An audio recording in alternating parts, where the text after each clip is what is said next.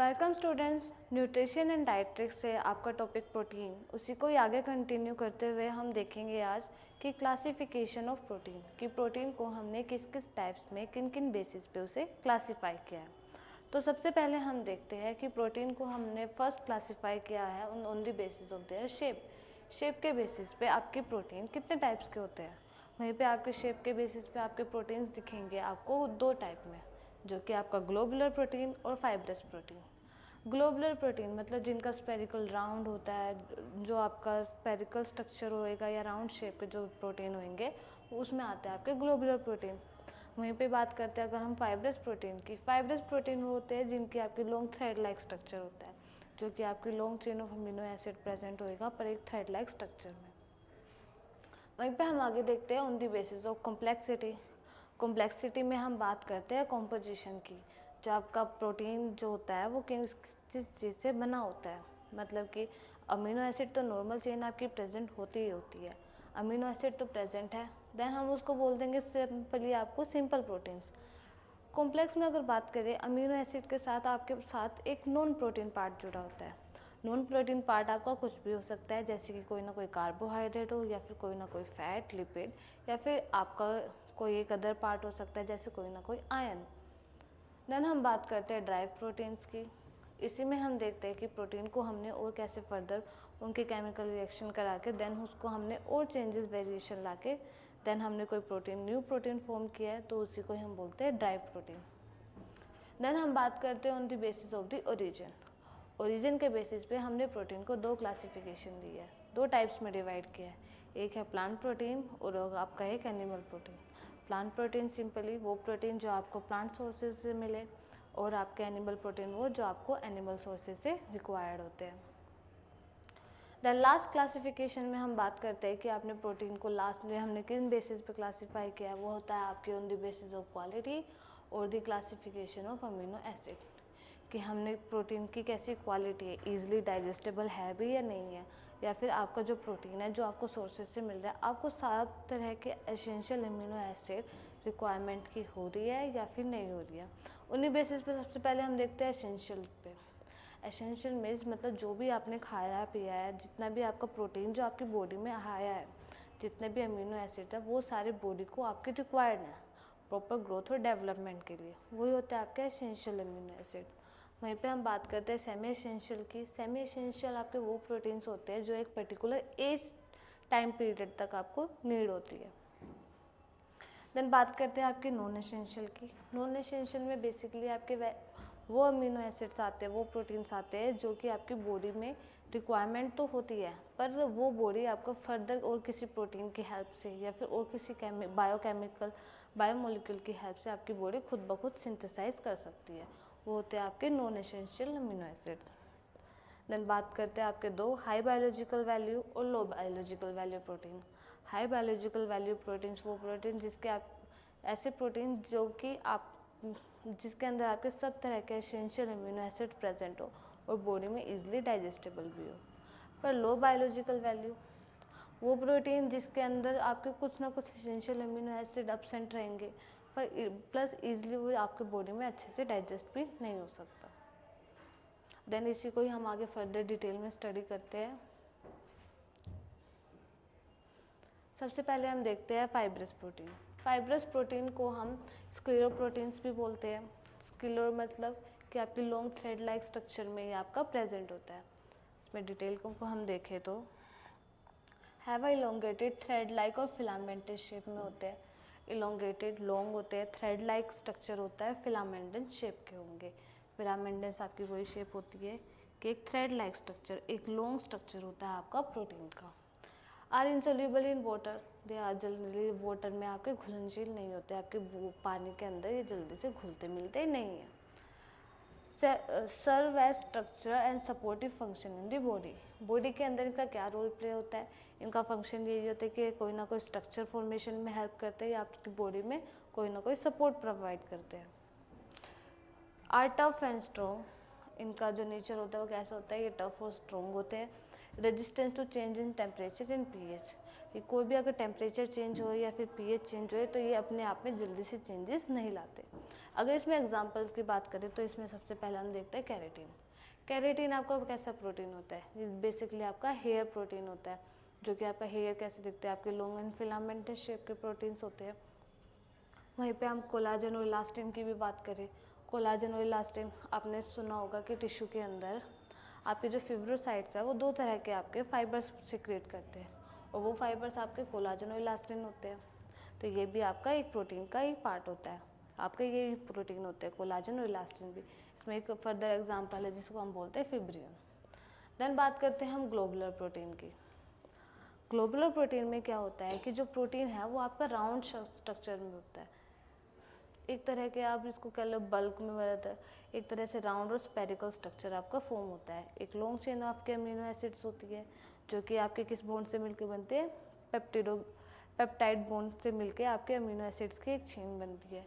अगर वही चेन आपकी एक स्ट्रक्चर में फॉर्म हो जाए, अगर एक जगह इकट्ठी हो जाए तो फिर उसी को हम बोलते हैं ग्लोबुलर प्रोटीन।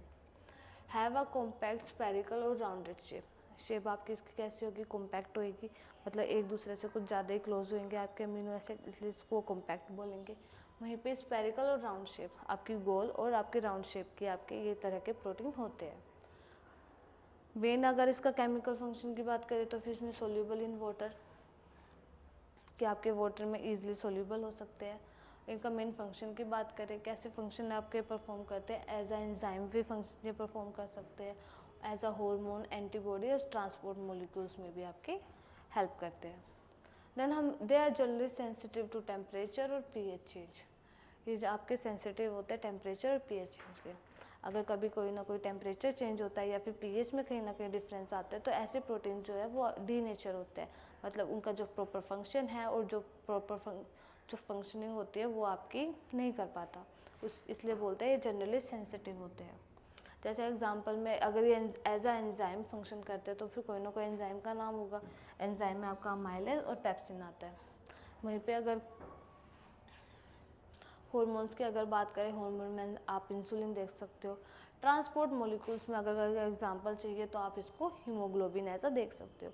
हीमोग्लोबिन क्या होता है, आपकी आरबीसी के अंदर कोई एक हीमोग्लोबिन प्रेजेंट होता है जो क्या करता है आपकी बॉडी में, आपके लंग्स में जाके ऑक्सीजन को कैरी करता है, देन पूरी बॉडी में आपके ऑक्सीजन को सप्लाई करता है। ये आपका फंक्शन होता है हीमोग्लोबिन। हीमोग्लोबिन भी आपका ग्लोबुलर प्रोटीन का ही एक एग्जाम्पल है।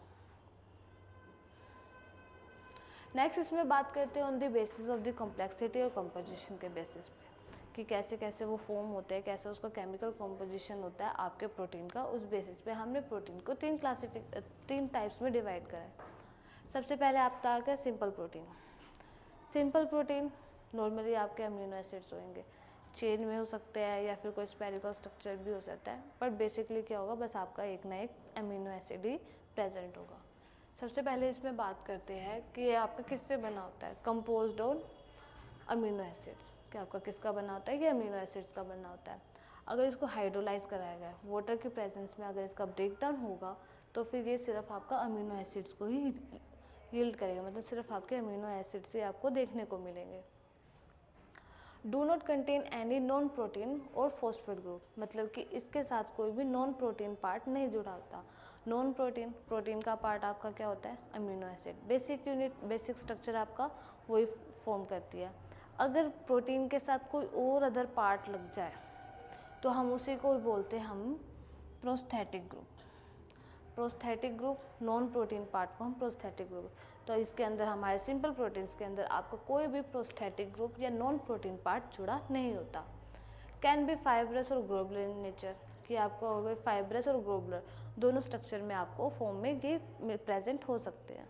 अगर एग्जांपल की बात करें तो आपका albumins, globulins, केराटिन्स and collagens. Then हम बात करते हैं आपके नेक्स्ट में कंजुगेटेड और कॉम्प्लेक्स प्रोटीन्स की। कंजुगेटेड प्रोटीन और कॉम्प्लेक्स प्रोटीन, कंजुगेट्स का मतलब होता है कि कोई ना कोई अदर ग्रुप उसके साथ अटैच होगा। तो देन इसमें हम बात करते हैं ये आपका कंपोज किससे होता है, किससे मिलके बना होता है, एपोप्रोटीन और प्रोस्थेटिक ग्रुप से। एपोप्रोटीन होता है आपका प्रोटीन पार्ट।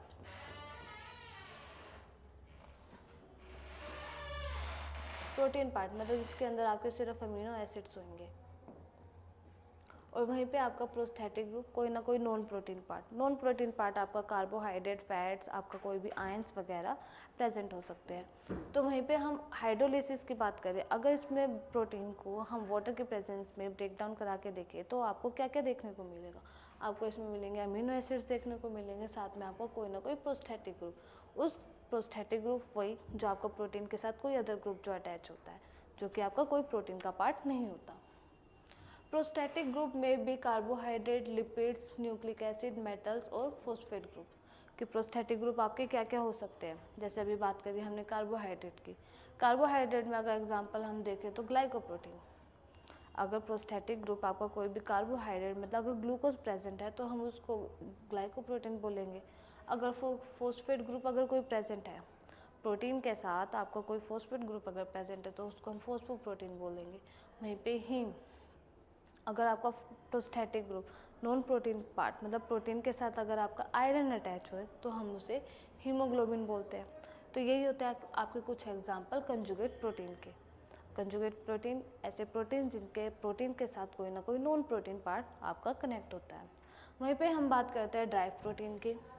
ड्राइव प्रोटीन में क्या होता है, फॉर्म बाय पार्शियल हाइड्रोलाइसिस और मॉडिफिकेशन ऑफ सिंपल और conjugate protein.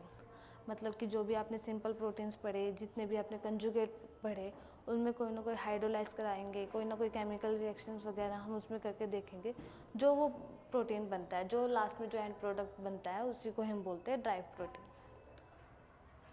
Form by physical और केमिकल चेंजेस, आपके किससे फॉर्म होते हैं, कहीं ना कहीं हम सिंपल प्रोटीन्स में कोई चेंजेस ला दें, इसको हाइड्रोलाइज करा के देखें, या फिर कोई ना कोई पार्शियल हाइड्रोलाइसिस करके देखते हैं, मतलब पूरी तरह हम ब्रेक डाउन ना होने दें।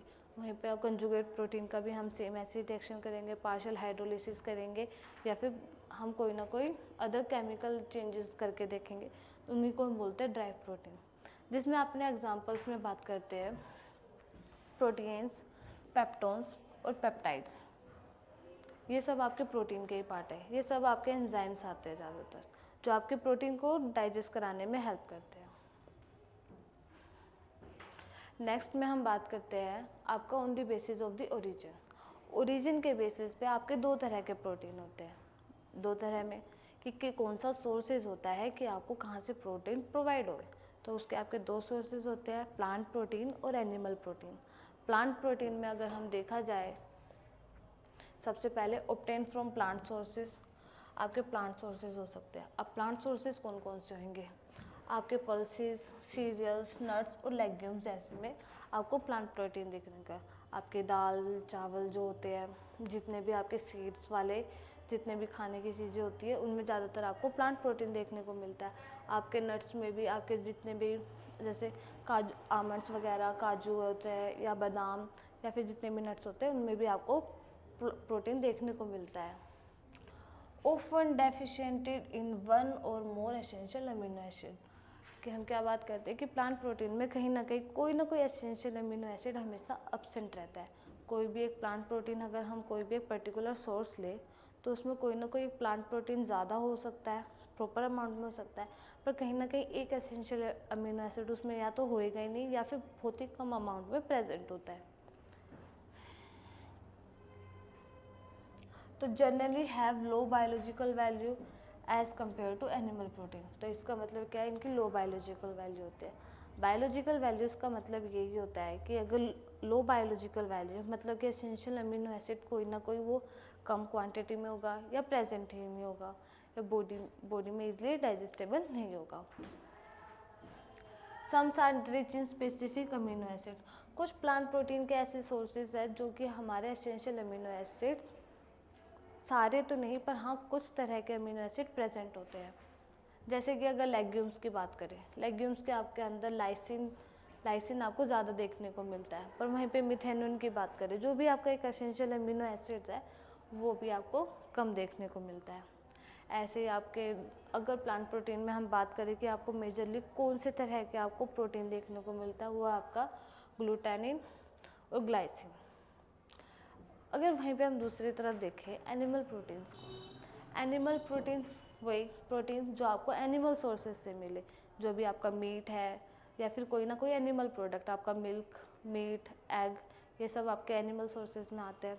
तो वहीं पे हम बात करते हैं animal proteins are those protein who obtain from the animal sources, जो आपको एनिमल सोर्सेज में मिले, जैसे कि आपका मीट हो गया, मिल्क, एग और fishes. Generally contain all essential amino acid, इसके अंदर आपको सब तरह के एसेंशियल अमीनो एसिड्स प्रेजेंट होते हैं, जिसको जो कि क्या एक प्रोटीन को एक कंप्लीट प्रोटीन बनाते हैं। कंप्लीट प्रोटीन किस तरह कि उसके अंदर सारे एसेंशियल अमीनो एसिड प्रेजेंट होंगे। अगर हम वो प्रॉपर सोर्सेज लेंगे तो फिर हमें और किसी अदर सोर्सेज की ज़रूरत ही नहीं पड़ेगी इतनी ज़्यादा कि हम उस अपने जो एसेंशियल है, जो अपने अमीनो एसिड की जो रिक्वायरमेंट है उसे पूरी कर सके। अब एक ही हमारे सोर्सेज से हमारी सारी नीड्स सेटिस्फाई हो रही है। Have a high biological value, high biological value means कि आप उसमें आपके सारे सब तरह के एसेंशियल अमीनो एसिड्स प्रेजेंट होते हैं। Often rich in sulphur containing amino acids, कि ज़्यादातर इसमें आपको क्या देखने को मिलते हैं, सल्फर कंटेनिंग अमीनो एसिड्स। हमने अमीनो एसिड्स के स्ट्रक्चर में ये देखा था कि अमीनो एसिड किन किन वो एलिमेंट से बना होता है। आपका carbon, hydrogen, oxygen, nitrogen and sulphur sometime. तो जो सल्फ़र है वो कुछ ऐसे अमीनो एसिड है, ज़्यादातर अमीनो एसिड जितने भी आपके एनिमल सोर्सेज से आते हैं वो ज़्यादातर आपके कहाँ पे आते हैं, सल्फ़र कंटेनिंग अमीनो एसिड्स होते हैं। अब उसमें एग्जांपल में हमने देखा था मिथियोनिन एंड सिस्टीन, जहाँ पे मिथियोनिन आपका लेग्यूम्स वगैरह में लो क्वांटिटी में था, वहीं पे आपके एनिमल प्रोटीन में वहाँ पे अच्छी खासी क्वांटिटी में आपका प्रेजेंट होता है। अगर एनिमल प्रोटीन्स के अदर एग्जांपल्स की बात करें तो फिर इसमें आता है एल्ब्यूमिन। एल्ब्यूमिन आपका होता है एग प्रोटीन। एग प्रोटीन इसलिए क्योंकि एल्ब्यूमिन का रिसोर्सेज आपका होता है egg.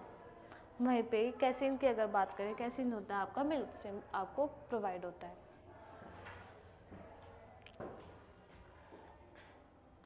Then last but not least but हाँ, पर on the basis of the quality and classification of the amino acid, कि क्वालिटी के बेसिस पे, मतलब बॉडी में किस तरह से रिक्वायरमेंट है और किस तरह से नहीं है। कि बॉडी में अगर जो एसेंशियल अमीनो एसिड, जो अमीनो एसिड लाइफ टाइम हमें नीड होती है, हमारी बॉडी उसको खुद ब खुद सिंथेसाइज भी नहीं कर सकती। अगर कोई ऐसा बाहर से हम एलिमेंट्स आए या फिर बॉडी में जो भी केमिकल रिएक्शन होती है, तो फिर उन्हीं को हम बोलते हैं एसेंशियल अमीनो एसिड। वो एसेंशियल अमीनो एसिड जो हमें बाहर से सोर्सेज से लेने ही लेने होते हैं। तो सबसे पहले क्या होता है एसेंशियल अमीनो एसिड्स में, डबल ए हमने यहाँ पे एब्रीवेट किया एज अ अमीनो एसिड्स को। Can not be synthesize by human body, कि आपके ऐसे अमीनो एसिड जो हमारी बॉडी खुद ब खुद नहीं अपने प्रोड्यूस कर सकती, ना बना सकती है। Must be obtain from diet, कि हमें ये डाइट में चाहिए ही चाहिए होते हैं। They are vital for growth, tissue repair और एंजाइम फॉर्मेशन।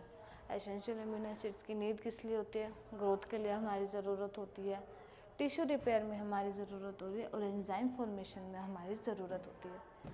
पर एसेंशियल अमीनो एसिड होते कितने हैं, कितने तरह के अमीनो एसिड्स हैं जो हमारी बॉडी में रिक्वायर्ड है, ये वो सिर्फ आपके 9 टाइप्स के 9 टाइप्स के अमीनो एसिड्स होते हैं।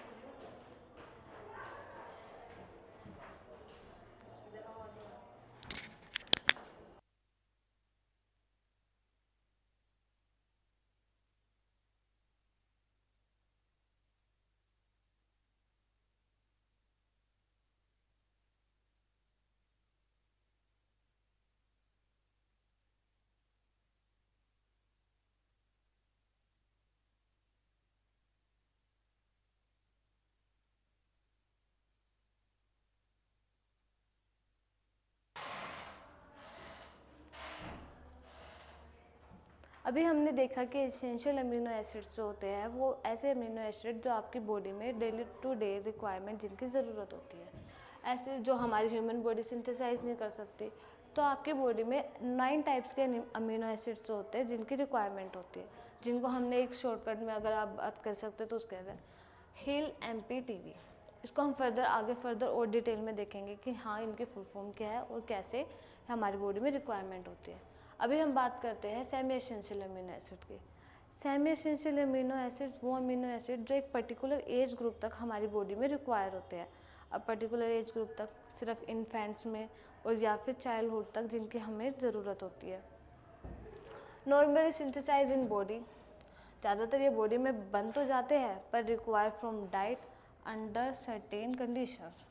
हमारी डाइट में हमें कुछ ऐसे अमीनो एसिड्स की ज़रूरत होती है जो इन अमीनो एसिड्स को बनाने में हेल्प करती है। लाइक रैपिड ग्रोथ, इलनेस और स्ट्रेस में हमें इन अमीनो एसिड्स की ज़रूरत होती है। अब वो कौन से अमीनो एसिड्स है? वो है आपके आर्जिनिन और ट्रायोसिन। देन हम बात करते हैं नॉन एसेंशियल अमीनो एसिड्स की। बॉडी में कोई खास रिक्वायरमेंट भी नहीं होती और ना इसको बॉडी में सिंथेसाइज कराने की ज़रूरत होती है। Not required in diet, diet में कोई ज़रूरत नहीं है।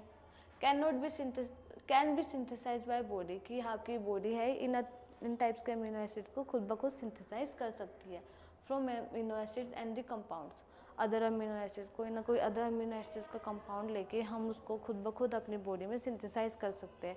ऐसे टाइप को अमीनो एसिड्स को बोलते हैं हम नॉन एसेंशियल अमीनो एसिड्स, जिसमें आप एग्जांपल्स की बात करें एलेनिन, एस्पार्टिक एसिड और सीरिन। ऐसे कई सारे तरह के होते हैं, यहाँ पे सिर्फ हमने 3 एग्जांपल्स को दिखाया है। Thank you class. तो अभी नेक्स्ट टॉपिक में हम देखेंगे कि हमारे कितने तरह के एसेंशियल अमीनो एसिड्स हैं जिनके हमें रिक्वायरमेंट होती है।